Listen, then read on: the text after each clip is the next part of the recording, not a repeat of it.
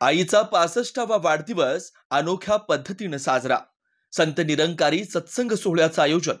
मुलांच्या अनोख्या आयोजनानं आई झाली भावूक. पलूस तालुक्यातील कुंडल इथं आपल्या आईचा वाढदिवस मुलांनी आणि सुनांनी अनोख्या पद्धतीनं साजरा केलाय.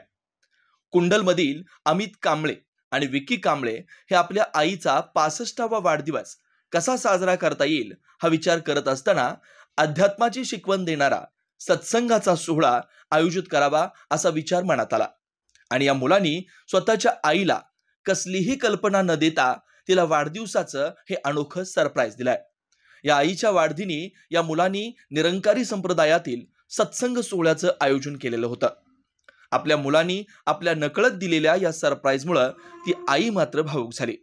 जणू मुलांच्यावर केलेल्या संस्काराचं चीज झाल्याची भावना तिच्या मनात होती. या सोहळ्या दरम्यान व्यासपीठावर विराजमान असणाऱ्या आणि या सोहळ्या दरम्यान आपले श्रवणीय विचार मांडणाऱ्या व्यासपीठ मूर्तींचा या कांबळे परिवाराकडून यथोचित सन्मान करण्यात आलाय. या सत्संग सोहळ्या दरम्यान उपस्थित सर्व साथसंगतकडून या परिवाराच्या सुखी भविष्याची अरदास करण्यात आली आणि हा सोहळा आध्यात्मिक वातावरणात उत्साहात संपन्न झाला. प्रतिनिधी अवधूत वागावकर, KW11 न्यूज, कुंडल.